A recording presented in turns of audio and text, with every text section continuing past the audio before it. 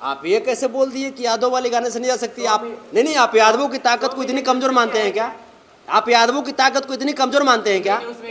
यादव वाली गाने से 1000 मिलियन जाएगा महाराज। आप जिसे कहाँ बैठ गए? यादवों की संख्या इतनी कम है क्या? मनोज तिवारी असली गाने नहीं गाए हैं? ये चंपा चमेली जूही अलवेली नैना मिला के कहाँ जात बड़ो? ये चंपा चमेली का है? फूल है का? बेबी बियर पी के मैंने क्या चाहते हैं वो कि उनके घर की बेटियां बियर पीती होगी? क्या सभी के घर की बेटियां बियर पीती है?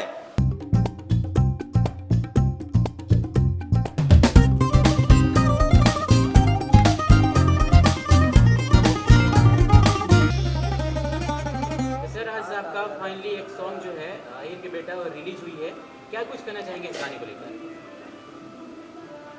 बस जेल से निकलने के बाद हुआ कि सारे जो ऑडियंस हैं उनकी डिमांड थी कि गाना आना चाहिए और ज़बरदस्त आना चाहिए। तो अरुण बिहारी जी से बातचीत हुआ, उसके बाद उन्होंने लिखा आहिर के बेटा, और इसमें किसी भी तरह की किसी जाति या किसी धर्म किसी समाज का उपहास नहीं उड़ाया गया है, किन्हीं की भावनाओं को ठेस नहीं पहुंचाया गया है। और सिर्फ आहिर होते क्या हैं, आहिर होते कैसे हैं, आहिरों की विशेषता क्या होती है, इसको लेकर एक गाना बनाया गया। रोशन सिंह जी का म्यूज़िक था, गाया। और आज बधाई के पात्र सभी जनमानस हैं, मेरे श्रोता समाज हैं, और मैं उनको हमेशा भगवान की तरह मैं पूजता हूँ कि आज वो गाना मात्र 9 घंटे में तमाम रिपोर्ट मारने के बावजूद, बहुत सारे रिपोर्ट उस पर आए हैं उस गाने पे, उसको किस तरीके से रोका जाए, लेकिन तमाम रिपोर्ट मारने के बावजूद वो गाना अभी 1 लाख क्रॉस कर गया है। और एक छोटी सी चैनल पे, मेरा ऑफिशियल है संतोष रण ऑफिशियल, उसी पे, और ऑफिशियल का सब्सक्राइब भी बहुत अप हो गया है। तो जनता इसके लिए धन्यवाद के पात्र। गाने के बोल क्या हैं, ताकि हमेशा से ही जातिवाद गाने भोजपुरी में काफ़ी रहे हैं? मैं चाहूँगा कि 2 लाइन आप इस गाने के बोल गाएं। हाँ, गाने के बोल ऐसे, गाने का टाइटल है आहिर के बेटा, लेकिन मुझे साजिश करके जो कुछ विरोधी ताकतों के द्वारा जेल भिजवाया गया था, तो वही मैं जेल से बाहर आया तो मैं उन लोगों को बताया कि जेल भेजो या सेल कराओ, कुछ भी करो, मैं सच के लिए मैं बोलता रहूँगा, क्योंकि हम अहिरान हैं और मेरा कभी भी स्वाभिमान है वो झूठे लोगों के सामने झुकेगा नहीं। तो वही मैंने गाना गाया था, हर की जेल भेजाओ चाहे सेल कराओ चाहे बांध दे हाथ कड़ी, हो जेल भेजाओ चाहे सेल कराओ चाहे बांध दे हाथ कड़ी, हई अहिर के असली बेटा मोछ पर फर्क ना पड़ी, हई अहिर के असली बेटा मोछ पर फर्क ना पड़ी। संतोष जी, ये बताइए, भोजपुरी इंडस्ट्री में जातिवाद को लेकर काफ़ी ज़्यादा विवाद चलता रहता है। लोग कहते हैं कि कलाकार की कोई जाति नहीं होती, और कई तरफ से ये भी सुनने में आया कि अब भोजपुरी में जातिवाद गाने नहीं बजने चाहिए। तो आप जातिवाद को बढ़ावा नहीं दे रहे हैं? देखिए, चिकनी चुपड़ी बातें मुझे कहना नहीं आता है। लोग भले बोलते हों कि कलाकारों की कोई जाति नहीं होती है, लेकिन मैं एक कलाकार हूँ जो बोलता हूँ कि मेरी जाति है, मैं आहिर हूँ, और ये मेरा स्वाभिमान है। हाँ, आहिर हूँ इसका मतलब ये नहीं कि मैं किसी समाज का, किसी जाति का, किसी धर्म का अपमान करूँ। मेरी जाति, मेरे संस्कार, मेरे जाति के जितने भी लोग हैं वो हमें सिखलाते हैं कि अपने जैसे सबको समझिए, सबका सम्मान कीजिए, किसी का अपमान नहीं कीजिए। ठीक मैं वैसा ही करता हूँ। मैं विरोध उनका करता हूँ जो हमारी जाति का अपमान करते हैं, वरना सभी हमारे जैसे हैं और सभी हमारे भाई हैं, कोई मेरे से अलग नहीं है। लेकिन जो लोग चिकनी चुपड़ी बोल देते हैं कि कलाकारों की जाति नहीं होती है, ये सिर्फ कहने के लिए होता है उनका, बल्कि उनके मानसिकता में तो होता ही है कि जाति होती है। जाति व्यवस्था आज से है, ये बहुत विद्वान लोग बनाए हैं। वर्ण जाति आज की थोड़ी चीज़ है। तो मुझे गर्व है, और मैं गर्व से कहता हूँ कि मैं अहिर हूँ, और तब मैं कलाकार हूँ। अच्छा, मान सकते हैं संतोष जी कि आने वाले दिनों में भोजपुरी इंडस्ट्रीज का नाम बदलकर जाति विशेष का कोई नाम दे दिया जाएगा, ताकि जिस तरह से जातिवाद के गाने आ रहे हैं। नहीं, जातिवाद के गाने जो गाते हैं, मुझे उनसे कोई मतलब नहीं। मैं अपने समाज का प्रतिनिधित्व करता हूँ और अपने समाज की विशेषता को बतलाता हूँ। जातिवाद वहाँ से कह सकते हैं कि जब आप अहिर हैं, या आप राजपूत हैं, या आप भूमिहार हैं, या ब्राह्मण हैं, या SC ST हैं, OBC किसी भी समाज से, या मुस्लिम हैं, तो अपने अलावे बाकी जो धर्म के लोग हैं, या बाकी जाति के लोग हैं, बाकी समाज के लोग हैं, उनको अगर आप अपमानित महसूस कराते हैं, वैसे शब्द अगर आप गाते हैं, तब जाकर के उसको जातिवादी सॉन्ग कह सकते हैं। बाकी हम, जैसे हम हिंदुस्तानी हैं, तब हम हिंदुस्तानियों के लिए भी तो गाना गाते हैं ना, है? हमारा हिंदुस्तान सबसे प्यारा है, तब तो पाकिस्तान कह सकता है कि ये राष्ट्रवादी सॉन्ग आ रहा है।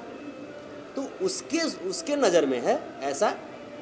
हम भाई अपने देशभक्त हैं। अगर बात आती है जातियों पे, तो मैं अपने जाति के लिए, हमारी जाति की विशेषता क्या है, उनको खुश करने के लिए गा रहे हैं। हाँ, किन्हीं की अपमान तो नहीं कर रहे हैं ना। तो इसको जातिवादी जो गाते हैं वो गाते रहें, उनसे मेरा कोई तकलीफ या कुछ नहीं कहना, बस इतना ही कहना है कि जातिवादी अगर आप गाते हैं किसी के अपमान करने के लिए, तो ऐसा ना करें। आप जिस जाति, जिस समाज से हैं, वो समाज एक सम्मानित समाज है, वो धर्म एक सम्मानित धर्म है।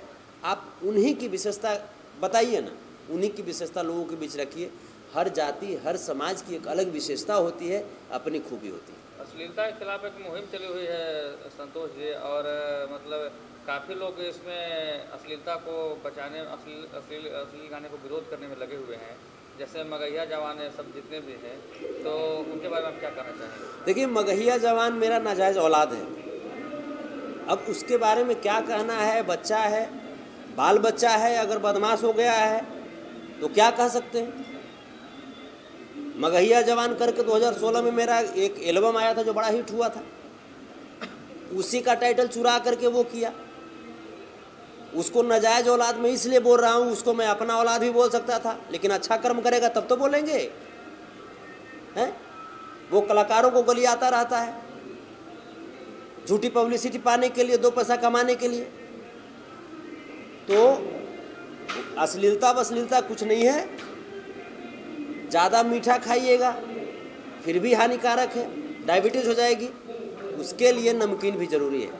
संतोष जी, एक और सवाल करना चाहेंगे हम, जैसे कि जिस तरह से जाति विशेष गाने आ रहे हैं, तो क्या हमें गाने पे ऊपर टैग में लिखा होगा तो मिलेगा आने वाले दिनों में विशेष, या इसी जाति के लोग सुने, जैसे अगर अहिर गा रहे हैं या अहिर जाति के ही लोगों के लिए है, या फिर राजपूत गा रहे हैं तो राजपूत जाति के लिए भी है, या फिर ब्राह्मण अगर गा रहे हैं तो सिर्फ विशेष ये इसे ब्राह्मण ही करके सुने? क्या हमें आने वाले दिनों में जिस तरह से जातिवाद बढ़ता जा रहा है, हमें देखने को मिलेगा गानों पर नोट करके? आप ये बताइए, बिहार के मुख्यमंत्री जब कोई स्पीच देते हैं, तब ये तो नहीं होता है ना कि हाँ ये सिर्फ बिहारवासी ही सुने। जब भारत के प्रधानमंत्री जब कोई स्पीच देते हैं, तब ये तो क्लियर नहीं होता ना कि हाँ इसे सिर्फ भारतीय ही सुने। ये तय करना है जो सुन रहे हैं, अगर उनको हट होगी आपकी गीत संगीत से, आपकी बातों से, तो जाहिर सी बात है कि आपके घर के आदमी भी आपका विरोध करना शुरू करेंगे। अगर उनको हट अगर नहीं होगा तो वो सुनेंगे, वो एंटरटेनमेंट करेंगे, एंटरटेन करेंगे खुद को। इसमें ऐसा थोड़ा है कि हाँ जैसे आप दर्शकों को आप बांटिएगा, वो भगवान है हमें से, चाहे जिस भी जाति से हैं, जिस भी समाज से। अच्छा संतोष जी, ये जातिवाद इतना ज़्यादा बढ़ चुका है कि लोगों का कहना है कि इन भोजपुरी सिंगरों की वजह से आपस में बहुत ज़्यादा विवाद हो जाता है। जो गांव देहात में लोग हैं वो जाति को लेकर इतना सीरियस हो जाते हैं कि गोली तक चल जाती है, मारपीट हो जाती है। लोगों का कहना है कि ये सिंगर गा के तो बिल में छुप जाते हैं, कभी लोकल एरिया में आके देखें कितना बड़ा दंगा होता है। तो यहाँ पर संतोष जी को क्या लगता है कि ये बबुआनी या फिर अहिरानी, पंडितानी, ये सब सही है? देखिए, जातिवाद पे विवाद हो जाना ये गलत बात है। बाकी अगर अपनी अपनी जाति को आप समर्थन कर रहे हैं तो अच्छी बात है ना। संतोष रेणु तो एक छोटा सा तिनका है। अभी हमारे मुख्यमंत्री महोदय आदरणीय, मैं उनका सम्मान करता हूँ, या हमारे बड़े भैया तेजस्वी यादव जी, या जितने भी प्रबुद्ध लोग हैं जो उस जगह पे, उस मुकाम पे हैं, आज जातीय जनगणना की बात हो रही है, और ये खुशी की बात है कि 1931 के बाद 91 साल के बाद जातीय जनगणना फिर शुरू हो रही है। तो ये तो खुशी की बात है। अपनी अपनी जाति का, आप जिस जाति से प्रतिनिधित्व करते हैं, जिस जाति का, वहाँ पे कोशिश कीजिए ना कि आईएएस पैदा हो, आईपीएस पैदा हो। क्या हमारा समाज विकास नहीं करेगा? लेकिन यहाँ पे क्या है कि यहाँ पे तो अपनी जाति के बारे में बात नहीं करेंगे, अपनी जाति की विशेषता बताएंगे नहीं, और दूसरी जातियों पे कमेंट करना शुरू कर देंगे। और अगर कोई अपनी जाति की विशेषता बताएंगे तो उसको जातिवादी कह करके उसका मुंह बंद करना शुरू कर देंगे। आखिर ऑडियंस की तरफ से हम सवाल करना चाहेंगे, आखिर सिंगर जातिवादी क्यों? भैया हम जिस जाति से हैं तो उसको गानों के माध्यम से इतना प्रचार प्रसार करने की जरूरत क्या है? आप चले जाओ, बॉर्डर पे जाओ, वहाँ पे अपनी जातिवाद दिखाओ, वहाँ पे लड़ो, दुश्मनों को मारो। लेकिन ये जातिवाद आपस में फैलाकर एक कलाकार क्या साबित करना चाहते हैं कि भैया हम जिस समाज से हैं उसके झंडे हम ढो रहे हैं और ऐसे ही गाने होने चाहिए, और भैया बाकी समाज से लड़ो चाहे जो भी करो, उसका हमारे ऊपर कोई फर्क नहीं पड़ता। देखिए, अक्सर ऐसा माना जाता है कि जो आपके सीनियर जो भी करते हैं, जिस रास्ते को दिखाते हैं, उस रास्ते को अक्सर उनके जो पीछे पीछे जो चलते हैं उसी रास्ते को अपनाते हैं। भोजपुरी इंडस्ट्री में जातिवाद की जो चीज़ें हैं, जो हमको तो नहीं पता जातिवाद क्या होता है, लेकिन बड़े भैया पवन सिंह जी ने एक गाना गाया था कि 16 बरिस के समनमा हो कैले जादू जी ने मनवा।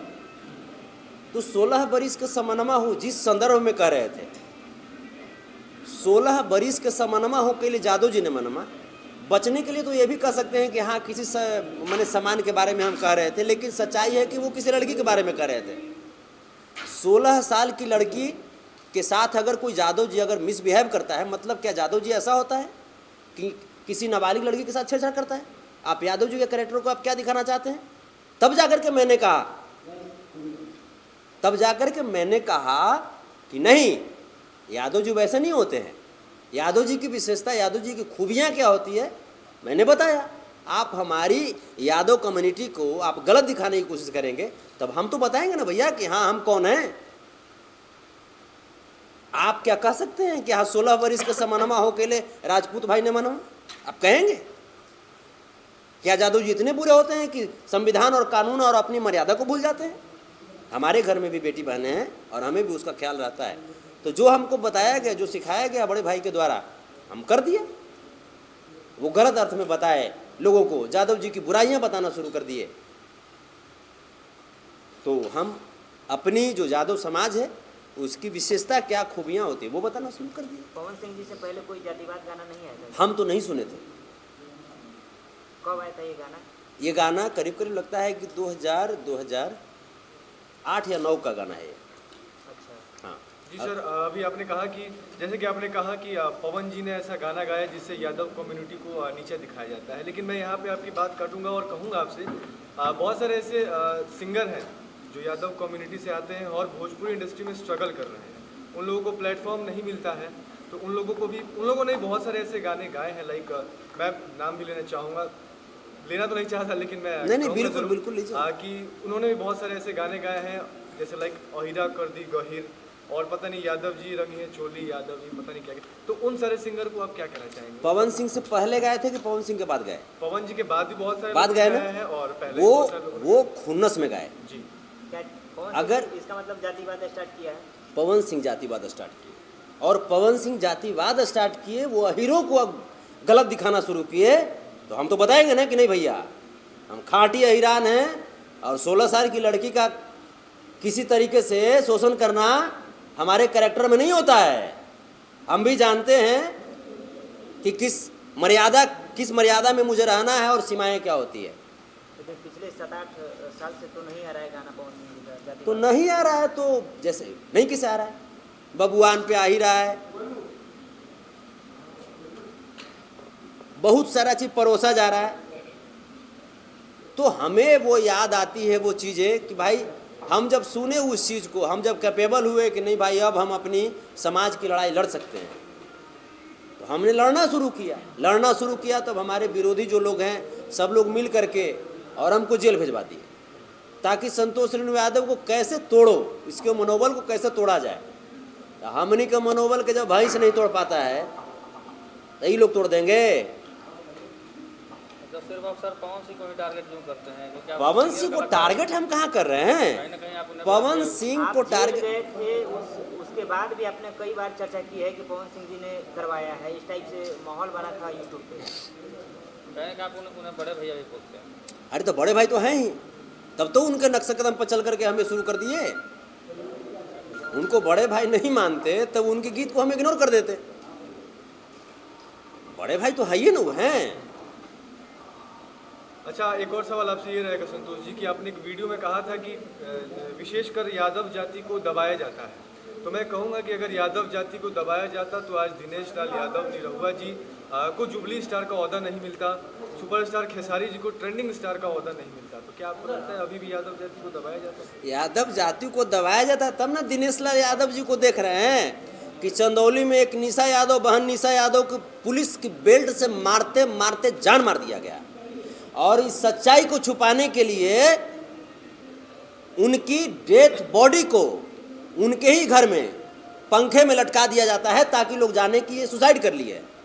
और वहां पे भी दिनेश लाल यादव जैसे मूर्ख व्यक्ति जो यादव हो करके बहन निशा यादव की हत्या हुई, और ये दिनेश लाल यादव जा करके वैसे ताकतों के सामने झुक जाता है और अपने समाज की चीख को भूल जाता है, अनदेखी करने का काम करता है। तो उस दिनेश लाल यादव को हम कहेंगे हैं?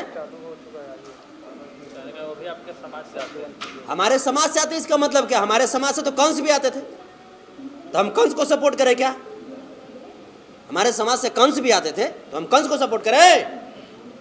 लेकिन गाने तो कंस के ही जिस तरह से पद चिन्हों पर चलने का काम कर रहा है, आपसी समन्वय समाज का बिगाड़ने का काम कर रहा है। कहाँ है आपसी समन्वय में बिगाड़ रहे हैं हम? किसी आप बताइए ना कि हमारा जो गाना है 1 लाख कुछ व्यू चला गया 9 घंटा में, तो मतलब उस सब लोग माने सामाजिक समन्वय को बिगाड़ने की कोशिश कर रहे हैं। वो खाली हमने ना सुने हैं, उसमें भी आप देख सकते हैं कि लोग जब 1 मिलियन जब व्यू होता है गाना का, तब 10,000 15,000 उसका लाइक मिलता है। आप लोग तो प्रबुद्ध व्यक्ति हैं, समाज के चौथे स्तंभ में, लेकिन मेरा गाना 1 लाख व्यू में ही 20,000 लाइक है। आप समझ सकते हैं कि 20,000 आईडी से मुझे लाइक किया गया, मतलब लोगों ने कहा कि नहीं बेटा संतोष आप सही हो। हमारी पब्लिक जो कहेगी हम करेंगे।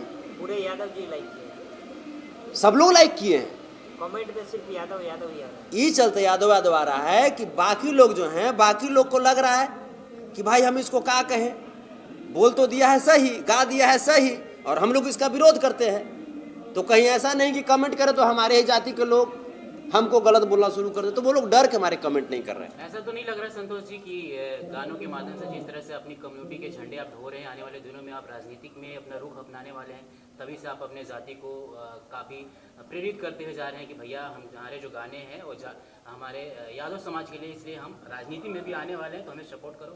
ऐसा तो नहीं हो सकता फ्यूचर प्लानिंग कुछ आपकी चल रही है? देखिए, फ्यूचर प्लानिंग कुछ पता नहीं होता है, लेकिन इतना पता है मुझे कि मैं नेता हूँ, मैं नेता हूँ और आप सब नेता हैं। जो लोग अपने समाज का प्रतिनिधित्व करते हैं, जो लोग अपने घर का प्रतिनिधित्व करते हैं, वो नेता हैं। यहाँ नेताओं को दूसरी बातों से समझा दिया जाता है कि जो चुनाव लड़ेंगे वही नेता होंगे। ऐसी बात नहीं है। यहाँ पे एक महिला पत्रकार आई हुई हैं, बहुत गर्व होता है मुझे, बहुत गर्व होता है कि हम सब के बीच में एक महिला पत्रकार हैं और ये पत्रकारिता के माध्यम से इतना आगे बढ़ रहे हैं, तो ये भी अपने घर की नेत्री हैं। कलाकार को समाज का आईना कहा जाता है और उनके जिस तरह से गाने होते हैं समाज को प्रेरित करती है, हर कम्युनिटी एक दूसरे से मिल के रहती है।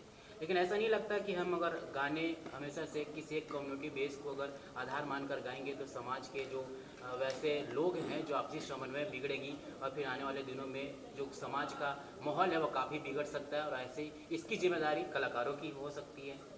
मुझे माफ़ करेंगे, कला को समाज का आईना कहा जाता है और कलाकार को उस आईना का प्रतिबिंब कहा जाता है। अब जो बात जो है कि सामाजिक समन्वय बिगड़ेगी, हमें नहीं लगता है कि सामाजिक समन्वय बिगड़ेगी। हर समाज में प्रबुद्ध लोग हैं, और जो प्रबुद्ध लोग हैं, बुद्धिजीवी लोग हैं, वो इस बात को भली भांति जानते हैं। हाँ, कुछ है जो विक्षिप्त अवस्था के लोग हैं, तो वो तो कुछ भी कहिएगा तो वो आपके पीछे पड़ जाएंगे। ऐसा नहीं लगता आपको संतोष जी कि अगर यादव जी के घर में अगर कोई गाना बज रहा है यादव समाज को, उसी के बगल में अगर किसी राजपूत का घर है या फिर उसी के बगल में पंडित का घर है, तो ये हम यह कह रहे हैं भैया कि ये जो हमारा गाना बज रहा है हमारी कम्युनिटी को बेस कर रहा है, फिर वह उससे भी ज़्यादा लाउड अपने राजपूत के गाने बजाकर उसको तंग करेंगे, तो ये नहीं लगता कि यह समाज को बिगाड़ने का काम कलाकार कर रहे हैं इन जातिवाद गानों से? अगर ऐसी बातें हैं तब तो फिर ये मनोज तिवारी जी को नहीं गाना चाहिए था। मनोज तिवारी जी हैं, पवन सिंह जी हैं, ये लोग जो हमको जो माहौल दिए उस माहौल को हम कर रहे हैं। हमरो गांव में एक बारी मार हो गए रहे। अच्छा, यही गाना पर। कौन गाना पर? ये यादव बउआन पे बउआन टोली में मनोज तिवारी जी अश्लील गाने नहीं गाए। मनोज तिवारी असली गाना नहीं गाए हैं? ये चंपा चमेली जूही अलबेली नैना मिला के कहाँ जात बड़ो, ये चंपा चमेली का है, फूल है का? बेबी बियर पी के मैंने क्या चाहते हैं वो कि उनके घर की बेटियां बियर पीती होगी, क्या सभी के घर की बेटियां बियर पीती है? वो क्या समझ रहे थे? और बियर का माहौल आज बिहार में बंद कर दिया नीतीश कुमार जी। अगर बियर अच्छा होता तो मुख्यमंत्री महोदय बंद करते, और आप उस समय बेबी को बियर पे नचा रहे थे। संतोष जी जैसा माहौल बबुनी ही हाई वोल्टेज वाली करंट मारे, लड़की कैसे करंट मारती है जी? ट्रांसफार्मर है क्या लड़की है? संतोष जी वो आप बता रहे हैं तो उसको ठीक करने के बजाय आपको ऐसा नहीं लग रहा आप उसको और बिगाड़ रहे हैं? नहीं, हम ठीक कर रहे हैं उसको। वो यादव समुदाय को गलत बता रहे थे। 16 बरिस के समनमा हो के लिए जादव जी ने मनमा, हमने कहा नहीं भैया, यू आर रॉन्ग हेयर, आप यहाँ गलत हो, आप यादव समाज को अपमानित कर रहे हो आप। तब जाकर के हमने कहा कि नहीं, यादव समाज ऐसे होते हैं, जेल भेजाओ चाहे सेल कराओ चाहे बांध दे हथकड़ी, यही के असली बेटा मुझ पर फर्क ना पड़ी। मैंने कहीं भी किसी जाति या किसी कम्युनिटी, किसी समाज, किसी धर्म का अपमान किया? आप सुन सकते हैं गाने को, मैंने कहीं नहीं किया।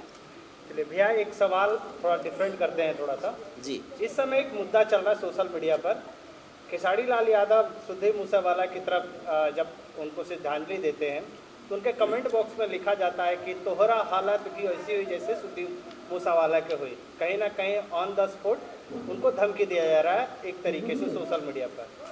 आप अहिर को प्रेजेंट कर रहे हो, खुल के आ रहे हो, खेसारी जी भी वही हैं, तो क्या कहोगे आप?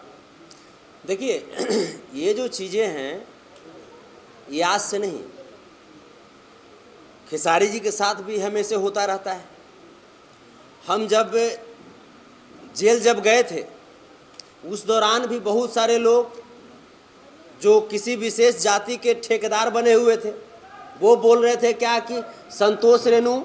कौन से विशेष जाति, आप खुल के बताइए। विशेष जाति अब करनी सेना वगैरह है, तो कौन जाति से है वो तो आप ही लोग बता सकते हैं, मीडिया बंधु आप सब हैं, समाज के चौथे स्तंभ हैं। वो बोल रहे थे संतोष रेणु जहाँ कहीं भी मिले उसे मैं गोली मारूंगा। कोई बोल रहे थे कि संतोष रेणु का गर्दन काट करके कोई लेके चला आएगा तो उसे मैं 20 लाख दूंगा। तो खेसारी भैया तो बहुत ऊपर की चीज़ हैं, उनको तो लोग टॉर्चर करवे करेगा। अरे हमारा छोटका के जब टॉर्चर कर रहा है, जान मारने और काटने की बात करता है, तो खेसारी भैया के साथ तो क्या हो रहा है वो तो आप सभी देख रहे हैं, हम भी समझ रहे हैं। लेकिन पब्लिक भगवान है और हम लोग पब्लिक पे जीवित हैं। लेकिन ऐसा नहीं लगता है कि जो सिक्योरिटी होती है, स्टारों का जो सिक्योरिटी है, वो कहीं ना कहीं बिहार सरकार नहीं देख रही है? क्योंकि जो भी सेलिब्रिटी हैं जो बिहार को प्रेजेंट कर रहे हैं, जिस तरीके से भी हो, वो उनकी सिक्योरिटी कहाँ है? जिस तरीके से आप 1-2 लाख पब्लिक के भीड़ में जाते हो, फिर सिक्योरिटी इशू आता है, तो इसके ऊपर कोई एक्शन नहीं होना चाहिए? इस पर आवाज़ नहीं उठना चाहिए? देखिए, बिहार सरकार तो मुख्यमंत्री जी खुद ही अपनी सिक्योरिटी को लेकर के आशंकित रहते हैं। पिटा जाते हैं अपने, कहीं उनको कभी पीट देता है, कभी पटाखा फोड़ देता है उनके बीच में, तो वो तो खुद ही आशंकित है, तो वो कलाकार के क्या सुरक्षा देंगे? हम लोग तो मांग तो कर ही रहे हैं, हम लोग मांग नहीं कर रहे हैं। हमको क्या शौक होता है? क्या पवन सिंह जी को शौक होता है? क्या खेसारी लाल यादव जी को शौक होता है? आपके मुख्यमंत्री साहब अच्छे हैं कि बुरे हैं? देखिए, मुख्यमंत्री जी अच्छे हैं या बुरे हैं, इस बात पे डिबेट होनी ही नहीं चाहिए। मुख्यमंत्री जी अच्छे ही होते हैं। हाँ, नीतीश कुमार जी अच्छे हैं कि बुरे हैं, इस बात पे डिबेट मैं कर सकता हूँ। नीतीश कुमार जी अच्छे हैं या बुरे हैं? अच्छे हैं तब ना उनको मुख्यमंत्री बनाया गया। 5 साल जब चीज़ें जब चलेंगी, जब बुरे हो जाएंगे तो उनको हटा दिया जाएगा।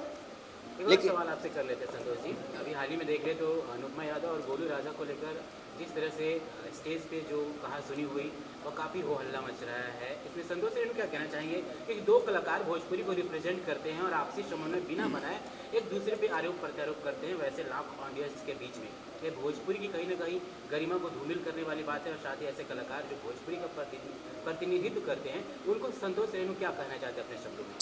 ये घटना एक स्टेज शो के दौरान घटित हुई है। उस मंच पे चंदन यादव, गोलू राजा और अनुपमा यादव परफॉर्म कर रहे थे। मेरे लिए चंदन यादव भी मेरे छोटे भाई हैं, गोलू राजा भी मेरे छोटे भाई हैं और दोनों बहुत माइंड ब्लोइंग कलाकार हैं। रही बात अनुपमा की, तो मैं अनुपमा को अब मैं कलाकार कहूँ या कलाकार कहूँ, हम इसमें हम कंफ्यूज हैं। अनुपमा भोजपुरी की इतिहास की वैसी कलाकार बन चुकी है जैसी कलाकार होनी ही नहीं चाहिए किसी भी इंडस्ट्री में। आज तक हमने बचपन में बिजली रानी जी का, पारो रानी जी का, गीता रानी जी का, उनके साथ साथ कल्पना दी का, इंदु सोनाली दी का, महिलाओं की बात करूं तो देवी जी का कार्यक्रम देखा। आज तक आपने कहीं सुना है क्या कि कलाकारों, इन महिला कलाकारों के बॉडी से भी कोई खेला है, कोई टच भी किया है स्टेज पे, ऑन स्टेज? आपने सुना है? लेकिन अनुपमा पहली कलाकार है जिसको पुरस्कार जब मिलता है तो गाल में टच करा करके पैसा पुरस्कार दिया जाता है। ऐसे कलाकार को भोजपुरी से बाहर करने की जरूरत है। ये कलाकारी की बेइज्जती है, ये कलाकारों को अपमान करने का काम कर रही है।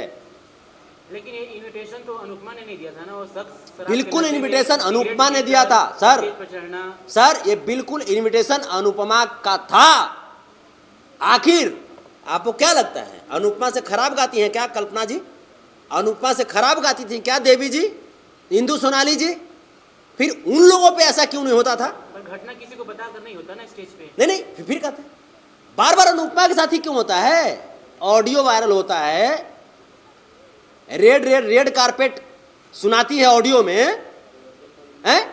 अगर वो ऑडियो अनुपमा का नहीं है, मैं चैलेंज करता हूं मैं मीडिया के माध्यम से, अगर वो ऑडियो अनुपमा का नहीं है फिर वो करे मेरे खिलाफ केस और चले उसको मैं लैब में टेस्ट कराता हूं। वो तो किसी भी लड़की का पर्सनल लाइफ का मैटर है। पर्सनल लाइफ है, ठीक है, आपका कहना पर्सनल लाइफ है ना।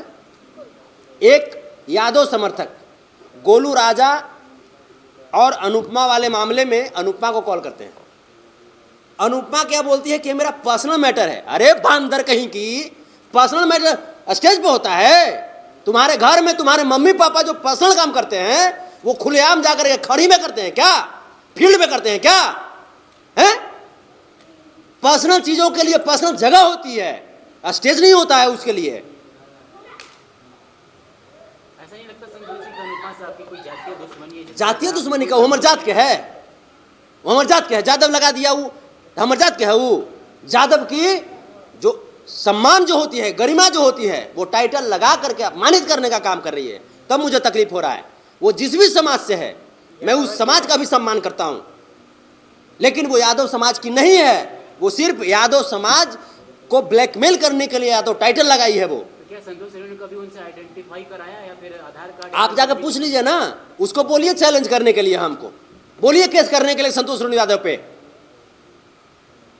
बोलिए। अगर वो यादव है और मैं बोल रहा हूं कि नहीं है, वो केस करे। ठीक है सर, वो यादव नहीं है, लेकिन कहीं ना कहीं वो भोजपुरी इंडस्ट्री की एक कलाकार है, एक गायिका। तो कलाकार है देखो, मैं तो ज्यादा मैंने फिर फंड के है कि कुछ हो मैंने करवा दीजिएगा टाइटल लगा के। स्टेज पर क्या आपको लगता है कि जो भी हुआ वो उनकी गलती थी? बिल्कुल मैम, बिल्कुल। ये अनुपमा की प्रोपगेंडा था, पब्लिसिटी करने का, खुद को मीडिया में बनाए रखने का। तो जिस समाज से आप आती हैं आप उस समाज का टाइटल लगा कर ये करिए ना, हम आपको बोलने जाएंगे। एक सवाल मेरा, जी जी बोलिए ना। गोलू राजा के साथ जो भी उनकी वाद विवाद हुआ, स्टेज पे वो भरे भरे समाज में और पूरे स्टेज में पब्लिक के सामने वो गोलू राजा को भैया भैया कह के ही कुछ भी मतलब बोलती हैं, कुछ भी गाने के लिए उसको प्रोत्साहित करती हैं। लेकिन गोलू राजा भैया का एक जो, अगर मैंने आपको भैया का तो एक लाज रखेंगे ना, तो वो फिर भी वो एक ही गाना 10 बार दोहरा रहे हैं, आज भर ढील द डोरी जनी छिल द, तो क्या ये तरीका सही था? हाँ, ये गोलू का तरीका गलत है, ये गोलू का तरीका गलत है। जहाँ पे गलत है वहाँ मैं बोलूँगा कि हाँ गलत है। गोलू यहाँ पे गोलू एक बात और बोला अनुपमा को कि तुमको पूर्वी गाने नहीं आता। मैं गोलू को ही बोलता हूँ, बाबू कोई परिपूर्ण है क्या इस धरती पे? संगीत एक सागर है, हम खुद बहुत छोटे हैं, हमसे छोटे छोटे भाई आते हैं और हमसे बहुत अच्छा गाते हैं, हम जीरो बराबर सन्नाटा हैं, तो कोई परिपूर्ण नहीं है। और अगर गोलू को ऐसा लगता है कि वो बहुत अच्छा गाता है तो अभी उसकी मैच्योरिटी में कमी है। और गोलू की उम्र क्या है? गोलू से 3-4 साल छोटा तो हमारा बेटा है, तो मेरे बेटे समान गोलू है, तो मैच्योरिटी में कमी इस वजह से। और नहीं तो बच्चा बहुत अच्छा गाता है, मैं खुद उसका मैं गाना सुनता हूँ, माटी की चीज़ें बहुत अच्छा गाता है। लेकिन गोलू से मैं कहना चाहूँगा कि बाबू इन सब चीज़ों से बचिए और आपको बहुत आगे जाना है। हाल ही में निशा उपाध्याय को भी स्टेज पे इसी तरीके से व्यवहार किया था गोलू राजा। मैं इसीलिए मैं कहा कि मैच्योरिटी में कमी है बच्चे में, और मैं यही कहूँगा कि इन सब चीज़ों से बचिए। बेटा आपको बहुत आगे जाना है, आप भोजपुरी इंडस्ट्री का कोहिनूर हो और आपको बनना है। इन सब धूल में अपने आप को नहीं लिपटाना है, बहुत आगे आप निकलेंगे। चलिए भैया, एक सवाल और लास्ट का करता हूँ। शिल्पी राज एक पोस्ट लिखती है सोशल मीडिया पर और कहती है कि गाना हिट होता है तो हमको 2500-3000 मिलता है, यानी कि सिंगरों को 2500-3000 लेडीज में, लेकिन जब हिट होता है तो पैसे नहीं मिलते, एक्स्ट्रा नहीं मिलते। तो भैया सिर्फ क्रेडिट लड़कों को ही क्यों दिया जाता है, लड़कियों को क्रेडिट क्यों नहीं दिया जाता है? आपको क्या लगता है इस पर? देखिए, शिल्पी मेरी छोटी बहन है और बहुत नन्ही सी बहन है। शिल्पी अगर बोली है तो थोड़ी सी तकलीफ हुई होगी उससे, तभी बोली है। आज मुझे गर्व है कि शिल्पी एक छोटी सी घर से निकल करके और पूरे ऑल ओवर वर्ल्ड में एक स्थान बनाई हुई है। ये मेरे लिए गर्व की बात है और इसके लिए मैं शिल्पी को बधाई देता हूँ। हाँ, जहाँ तक बात है कि उनकी गाने हिट हो जाते हैं और उनको पेमेंट कम दिया जाता है, तो इसके लिए मैं शिल्पी को मैं कहना चाहूँगा कि बाबू कोई बात नहीं, जिस दिन आपका मेरे साथ गाना 100 मिलियन जाएगा, 51,000 रुपया मैं आपको दूंगा हर 100 मिलियन पे।